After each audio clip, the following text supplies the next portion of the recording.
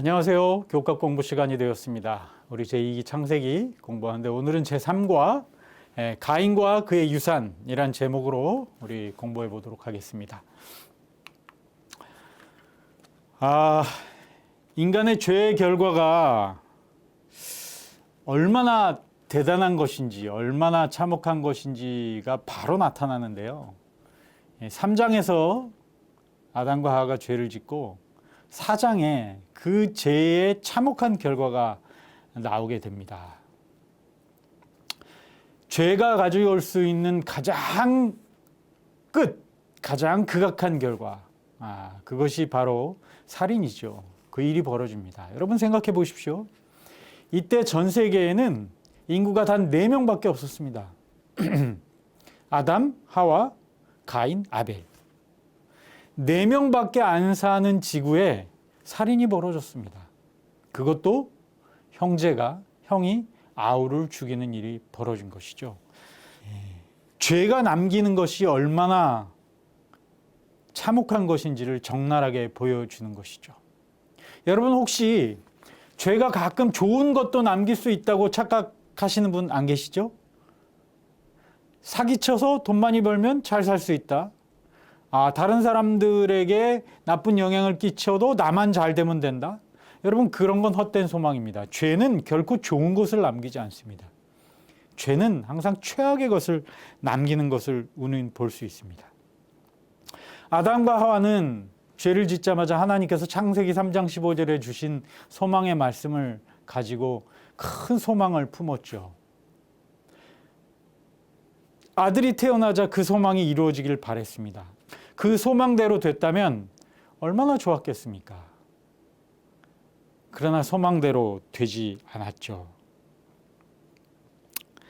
오늘 기억절에 있는 말씀 한번 자세히 좀 볼까요? 이 기억절에 있는 말씀 제가 무수히 많이 읽었을 텐데 사실 이번 과 보면서 새롭게 생각하게 된 성경절입니다. 내가 선을 행하면 어찌 낯을 들지 못하겠느냐. 선을 행하지 아니하면 죄가 문 앞에 엎드려 있느니라. 죄가 너를 원하나 너는 죄를 다스릴지니라. 창세기 4장 7절인데요. 여러분 기억절 가운데 아주 중요한 말씀을 하고 있죠. 죄를 다스려라. 죄악 가운데 출생해 살고 있는 우리 모두에게 정말 시적절한 아주 중요한 교훈을 주는 말씀인데 죄를 다스려야 된다는 것이죠. 오늘 교과 공부를 하면서 나는 죄를 다스리는 사람이 될 것인지 죄가 나를 다스리게 할 것인지 우리가 선택해야 될 것입니다. 우리 일요일 주제로 넘어가서 공부하도록 하겠습니다. 가인과 아벨이라는 제목인데요.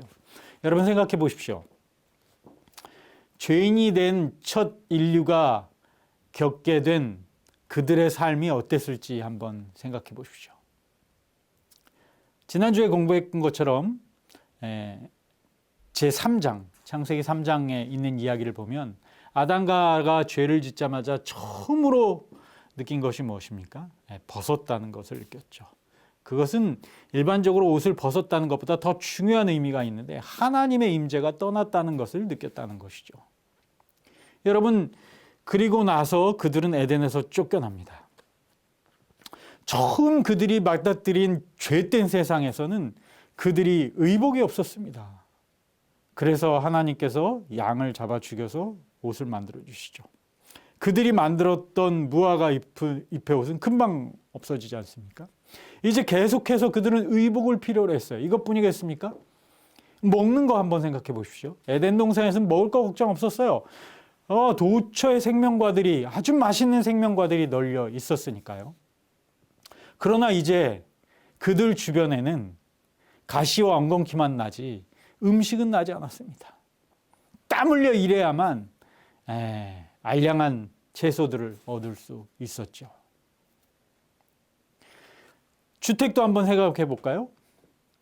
에덴 동산에서는 그게 모두가 그들의 주택이었어요. 그러나 그들은 이제 아마 땅을 파고 움집을 짓고 살아야 됐을 것입니다. 또 한번 생각해 봅시다. 짐승들, 에덴 동산에서 모든 짐승들이 아담과 하와에게 옆에 와서 뭐 친절하게 예쁘게 그들과 함께 생활할 수 있었는데 이제는 완전히 달라졌죠. 짐승들이 그를 피하고 험악한 짐승들은 으르렁대면서 그들을 공격하고 그들을 보호해야 될 울타리가 필요했어요. 여러분, 아담과 하와에게 죄된 세상은 얼마나 새로운 세상이었을까요? 얼마나 황당했을까요? 얼마나 어려웠을까요? 그들은 그들의 죄의 결과를 아마 뼈저리게 느꼈을 것입니다. 그런데 그런 와중에 아이가 태어났습니다. 이 아이가 태어나자 아담과 하와는 창세기 3장 15절에 하나님의 약속을 기억합니다. 이게 그 약속의 아이구나. 그래서 성경에 보면 아담과 하와가 아이를 태어나고 이 아이는 여호와께로 말미암았다라고 이야기합니다. 한국말 성경에는 그렇게 되어 있는데요. 국제 번역 성경 ISV에 보면 내가 남자아이를 낳았으니 이는 여호와라라는 표현이 나옵니다. 자신이 낳은 아이가 그 약속된 메시아인 줄 알았어요. 구주라고 생각했습니다. 그래서 그 이름을 가인이라고 지었는데 가인이란 이름은 히브리어 카나에서 비롯된 이름인데 이것은 얻었다라는 것입니다. 그냥 얻은 게 아니라 귀하고 능력 있는 아주 중요한 것을 내가 소유하게 되었다라는 뜻을 가진 단어입니다. 가인을 낳자 내게 구주를 내가 얻었다라고 생각해서 가인이라고 이름을 지어준 것입니다. 가인이 태어나자 이 두 부부가 얼마나 좋아했을까요? 자기들의 그 처참한 죄된 생활이 이제 끝났다고 생각했을 것입니다. 두 번째 아이가 태어났어요. 그 아이의 이름은 아벨이라고 지었습니다. 이 아벨이라는 이름은 헤벨이라는 히브리어에서 왔는데 이것은 입김, 숨인데 보통 허무함, 공허함, 실체가 없음 이렇게 번역할 수 있는 단어인 것입니다. 그러니까 둘째 아들이 태어나자 둘째 아들에겐 신경도 안 썼어요. 그냥 있는 아이. 그런데 여러분, 아담과 하와는 이 가인이 약속된 메시아로 믿었기 때문에 아벨이 아니라 오직 가인에게만 그의 소망을 두었는데 그의 소망은 완전히 무너졌죠. 생각해 보십시오. 이 두 아들은 다 잃어버린 바 되었습니다. 메시아라고 생각했던, 구주라고 생각했던 아이는 죄를 지어 그들의 곁을 떠났고 허무함, 공허함이라고 이름을 지었던 아무것도 아닌 사람이라고 이름을 지었던 아벨은 죽음을 당했습니다. 여러분, 이 이름 지은 게 참 의미가 있습니다. 아담과 하와가 죄를 지은 이후에 얻은 두 자녀들은 허무하게 끝나고 말았습니다. 여러분, 우리가 여기서 생각해 볼 것은 인간이 죄된 세상에서 얻는 건 다 허무하게 끝난다는 것입니다. 여러분, 이 죄된 세상에서 여러분이 중요하게 생각하는 많은 것들은 결국 공허함뿐이고 허무함밖에 남지 않을 것입니다. 우리가 이 세상에서 얻은 중요한 것이 대단한 것 같지만 결국은 아무것도 아닌 것으로 끝나게 될 것입니다. 솔로몬은 그래서 헛되니 이 세상 모든 것이 헛된다고 얘기한 것 같습니다. 여러분, 이 헛된 세상에서 우리가 뭐가 정말 중요한지 잘 생각하고 살아야 될 것 같습니다. 썩어지지 않을 상급이 무엇인지 그것을 생각하고 이 세상의 헛된 것들에 우리의 소망을 두지 않고 살았으면 좋겠습니다.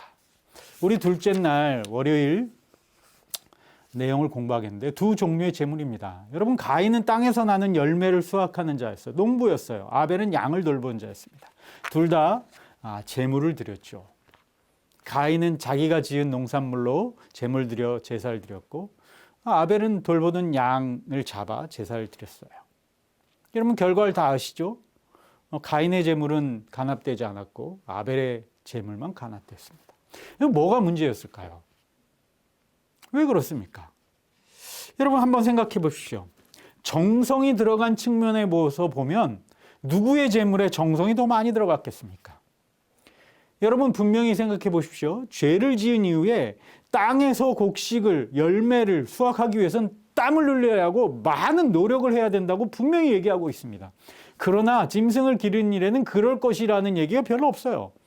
누가 더 힘들었겠습니까? 누가 더 많은 일을 했겠습니까? 누가 더 정성을 들여서 그 결과물을 만들었을까요? 당연히 가인이겠죠. 그런데 여러분, 가인의 재물은 왜 간합되지 못했습니까? 이 부분에서 부조화 선지자 71페이지는 이렇게 말씀하십니다.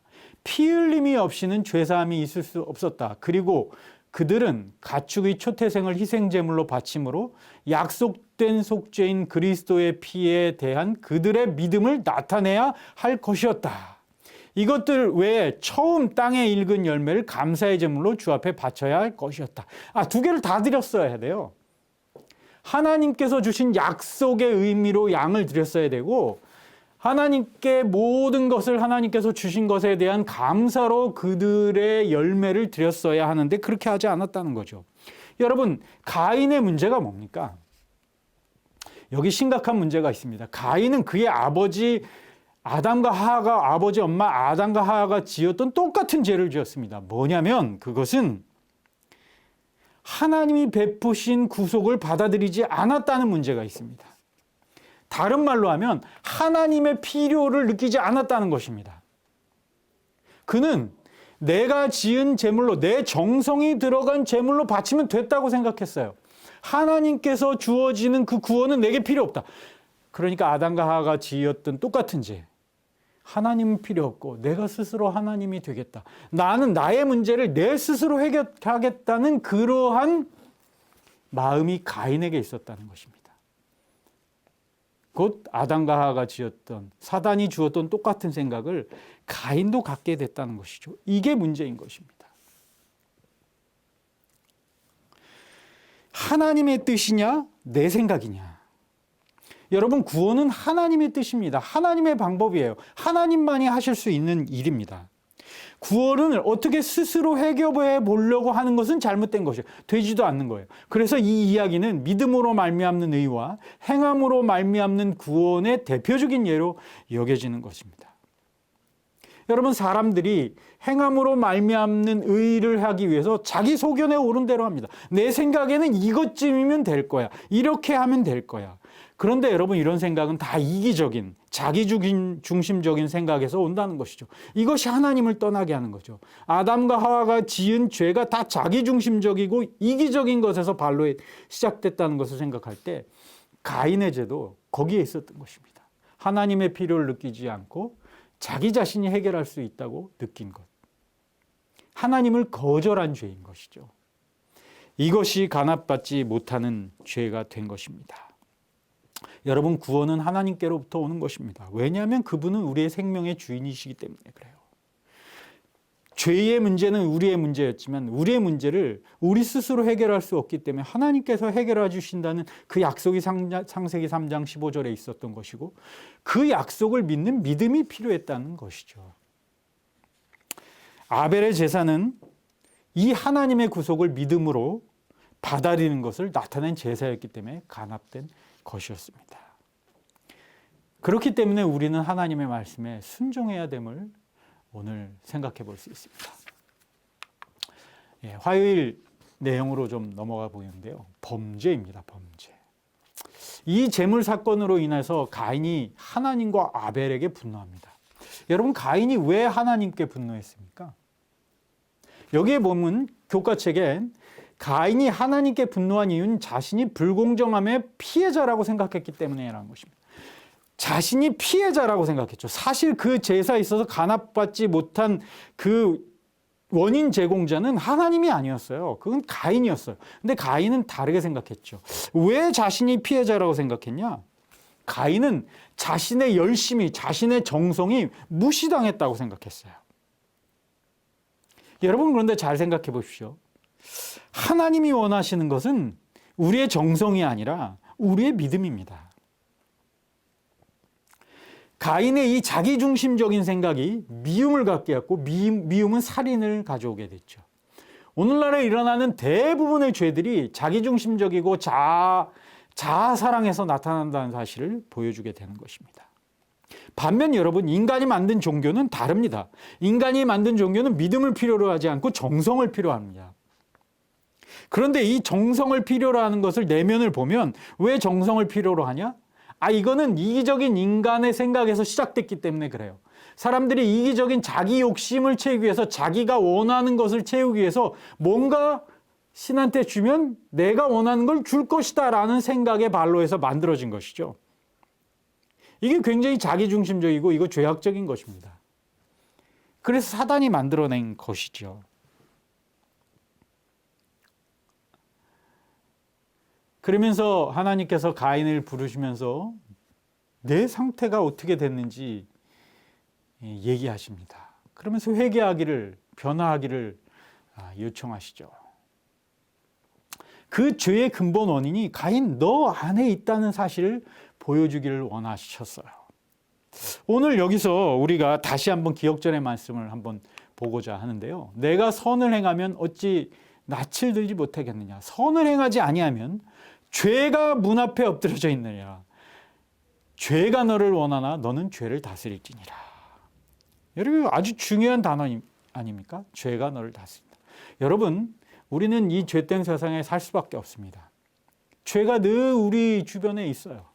여러분 우리가 선을 행하지 않으면 여기 뭐라고 표현해요? 죄가 문 앞에 엎드려져 있는. 문 밖에 나갈 때 선을 행하지 않으면 문 밖에 나갈 때 죄가 엎드러져 있어서 내 발에 묻는다는 것입니다. 모든 행동에 죄가 묻어날 수밖에 없다는 것입니다. 그래서 우리가 선을 행해야 되는데 우리는 여러분 의인은 없나니 하나도 없어요. 완전한 선은 행할 수 없어요. 비록 우리가 여기서 물론 우리가 여기서 선한 선택을 할 수는 있어요. 그러나 늘 죄가 우리를 따라온다는 것입니다. 그리고 죄가 우리를 원한다는 것입니다. 그렇기 때문에 우리는 뭐 해야 된다? 죄를 다스려야 된다고 얘기하고 있습니다. 여러분 죄의 노예가 될 것인지 내가 죄를 다스리는 사람이 될 것인지 잘 생각해야 됩니다. 매 순간순간 선택의 문제에서 이 문제를 생각해 보십시오. 매일에 우리는 노력이 필요합니다. 선을 행하고자 하는 결심과 노력이 필요합니다. 그래야 죄를 다스릴 수 있는 사람이 된다는 것을 꼭 기억했으면 좋겠습니다. 다음날 내용인데요. 가인에게 내려진 형벌입니다. 여러분 이 창세기 4장을 읽어보면 이 죄가 자꾸 증가하는 걸 볼 수 있습니다. 아담과 하와는 그 즉시 자신의 죄를 인정했습니다. 잘못했다고 얘기했어요. 그래서 구원의 기별이 원복음이 발표되죠. 그런데 여러분 가인은 그러지 않았어요. 하나님께서 가인에게 아담과 하에게 했던 똑같은 질문하시면 너 어디 있냐? 그랬더니 왜요?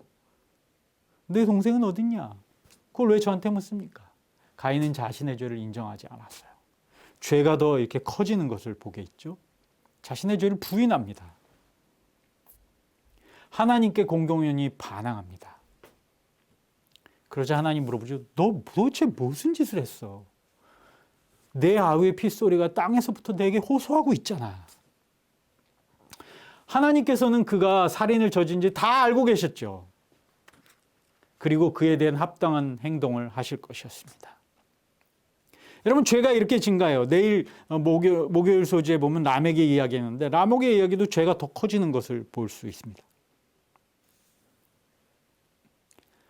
그리고 가인에게 형벌을 내리시죠.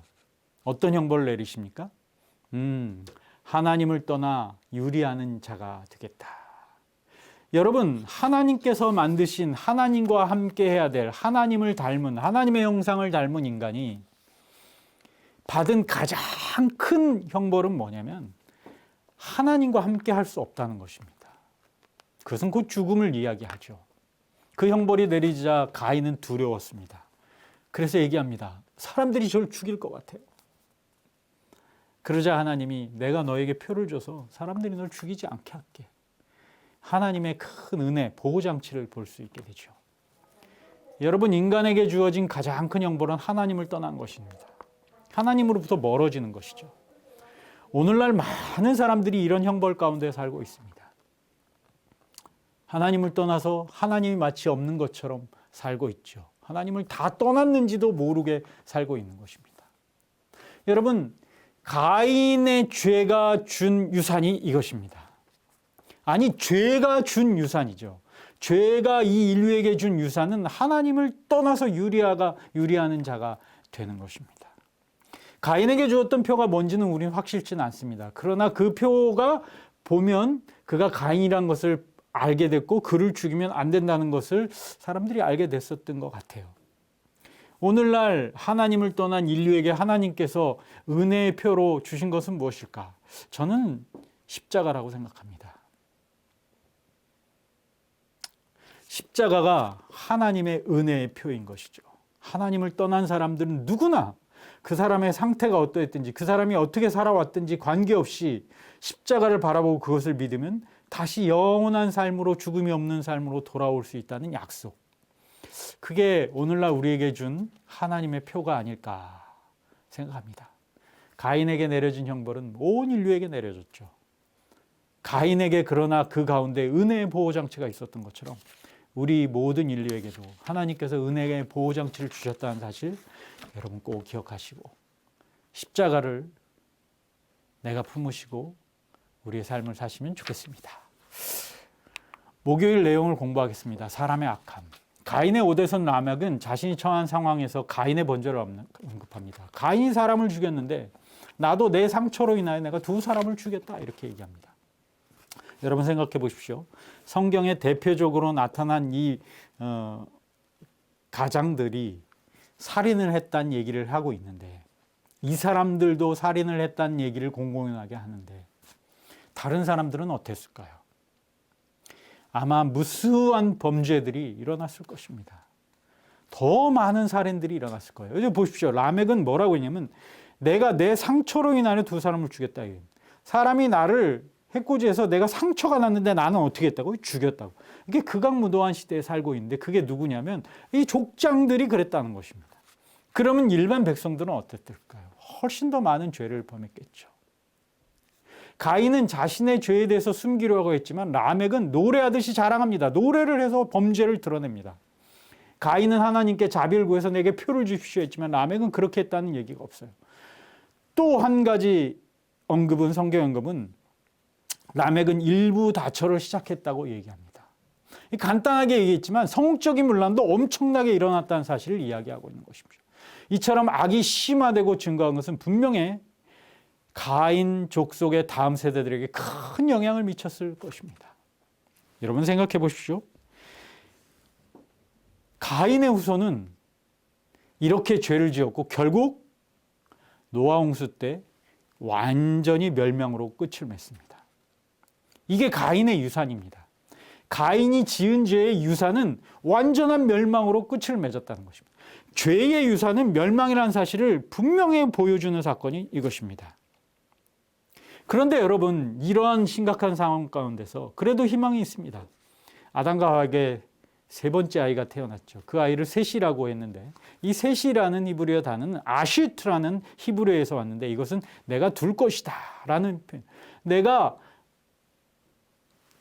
그 가운데 나의 약속을 둘 것이다 라는 표현입니다. 메시아의 예언을 소개하는 곳에 나타나는데 메시아의 탄생의 계보가 된다는 뜻이었어요.